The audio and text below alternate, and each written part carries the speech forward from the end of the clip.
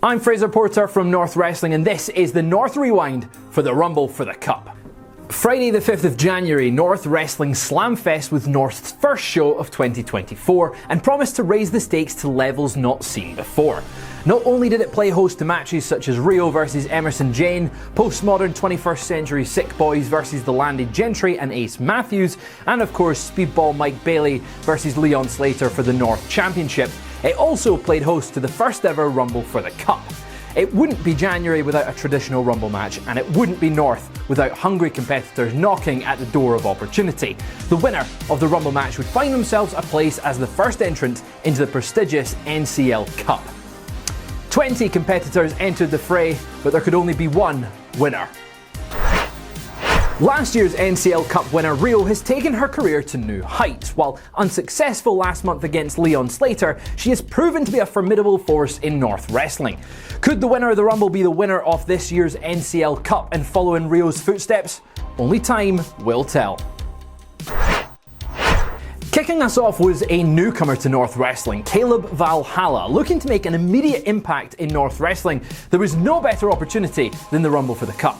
But standing opposite was the number 2 entrant and North familiar, Mark Mathers, and he wasn't going to let this opportunity slip through his fingers. The crowd immediately were behind the debuting Caleb Valhalla, who led the crowd in a chant of "Skull." Mathers was quick to shut this down and take control, however. It didn't last long though, as Caleb Valhalla began to show why he is not someone to overlook in this Rumble match. Our first countdown of the night signalled the number 3 entrant. Unfortunately, it was not someone who the North faithful was particularly excited to see: Ace Matthews. Not in a rush to get in the ring, Ace instead decided to insult not only those in attendance, but Veda Scott on commentary. Before Ace could even enter the ring, we were joined by North favourite Liam Slater, who delivered some punishment to Ace to the delight of everyone watching. One of North's champions entered the mix next in the form of the dangerous Ultraviolent World Champion Clint Margera, who went straight on the attack with a flurry of offense to Mark Mathers. Meanwhile, Liam Slater and Valhalla joined forces temporarily in a failed attempt to remove Ace Matthews from the match. By that point, it was time for our next entrant, the debuting Monstrum, who showed just how much of a monster he truly is by taking down Valhalla, former North champion Liam Slater, and current Ultraviolent World Champion Clint Margera. Valhalla tried to mount a comeback against Monstrum, but it ultimately ended in Valhalla being the first elimination from the match. At number 7 was a new face in North in the form of Alex Andrews, who was looking to make a name for himself in North Wrestling. Mathers takes it straight to Andrews in an elimination attempt, but an unsuccessful one. Our next competitor is on their way to the ring at this point, as Thomas Griffin fancies his chances in the Rumble for the Cup. Griffin, another standout from Contact Pro Wrestling Academy, like Andrews, looked to prove that he belonged in a North ring. Gunnar Rigg, a familiar face to the North faithful from North Wrestling's pre-shows, was out next and was ready to utilise his impressive size to secure a place in the NCL Cup. Making an immediate impact, Gunnar Rigg was able to eliminate Thomas Griffin and then followed up with an immediate elimination of Alex Andrews. Mark Mathers thought he could take advantage of the preoccupied giant and tried to eliminate the big man, but found himself on the receiving end of an elimination. With very little time in the match, Rigg has found himself with 3 eliminations at this point. At the halfway mark, our 10th entrant is someone who's all too familiar with North Wrestling, having watched from the sidelines at North's home of Anarchy Brewery. Kegstacker took this opportunity to step inside the ropes of a Rumble. While the crowd chanted Keg, he immediately changed the match as he eliminated big man Gunnar Rigg and Monstrum. Ace Matthews looked isolated and alone in the ring, standing opposite Clint Margera, Liam Slater, and Kegstacker. That was until our next entrant, Benji of the Landed Gentry, and he arrived in the Rumble and ruined the night of Clint Margera after Zeo Knox distracted the Ultraviolent World Champion, leading to his elimination. Benji and Ace secured another elimination between them in the form of Liam Slater. Alone and isolated, it looked like the numbers advantage were just too much for Kegstacker to overcome, as Ace Matthews and Benji went on the attack. That was until North's resident sick boy Rory Coyle made his way to the ring at the number 12 spot. Coyle straight on the attack, channeling the great Jake the Snake Roberts and taking the fight to the landed gentry. Kegstacker looked to eliminate Benji, but some opportunistic interference from Zio Knox, Benji was able to throw over the new North favourite over the top rope. In a moment nobody saw coming, North wrestling commentator Veda Scott entered the Rumble at number 13. She went straight for Ace Matthews and managed to take him down with a stunner in the centre of the ring and earned herself an elimination by tipping him out of the ring. Our next entrant was making their way to the ring in the shape of Hardman Dan, a relative newcomer to North wrestling. He went straight for North staple Rory Coyle. Meanwhile, Veda Scott continued to go on the attack, this time with her sights set straight on Benji.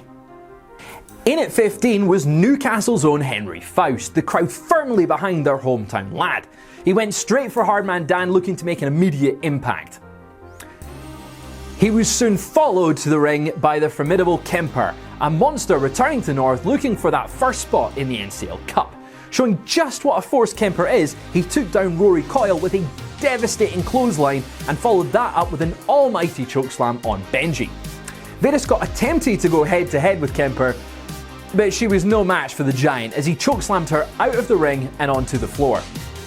The countdown was on once again as the crowd waited in bated breath for entrant number 17. Making their way to the ring next was Jay Vertigo, who managed to take down Kemper with a massive springboard forearm.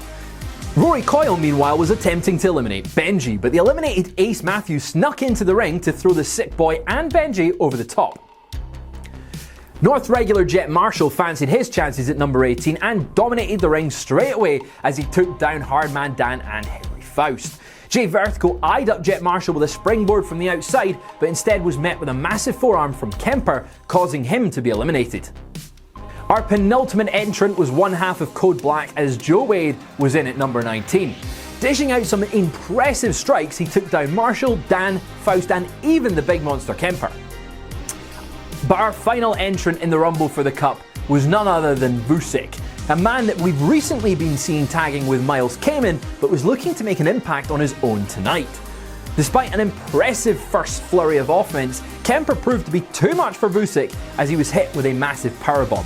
Henry Faust, meanwhile, was going toe-to-toe with Hardman Dan, and after a series of very close eliminations, Faust was able to hit a running big boot to Dan, which eliminated him from the match. With only 5 competitors left in the match, the remaining entrants all went straight for Kemper, looking to take down the biggest threat to their chances of winning the Rumble for the Cup. Joe Wade and Vucic attempted to eliminate each other as they stood on the apron. Henry Faust and Kemper both eyed their targets and delivered synchronized big boots to Vucic and Wade, spoiling their chances of winning.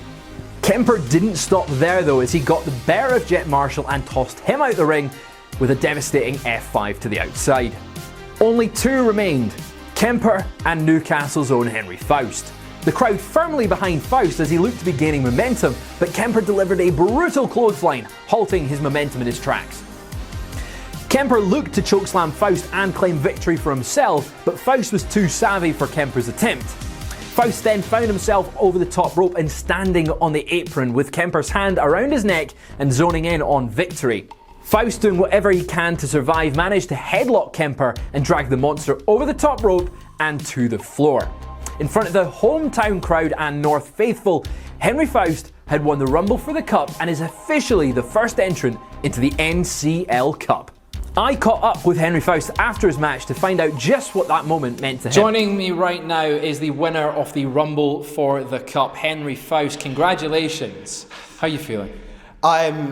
It feels indescribable to talk about what's just happened out there, but I fought for it. It feels so good. It feels so good. So good. And now you've got a space in the NCL Cup. How does that feel? That feels even better. Because again, the stuff that they don't see out there, the stuff that you set for yourself, the goals you set for yourself, the NCL Cup was something that I said to Bowers that I wanted a shot at when it was established. So to have established myself out there and fought for my place and to have won my place, that feels even better. Best of luck when the NCL Cup comes. And that is the North Rewind for the Rumble for the Cup. Make sure to check out our full rewind of North SLAMFEST, which is on the channel now, to find out what went down on the rest of the show.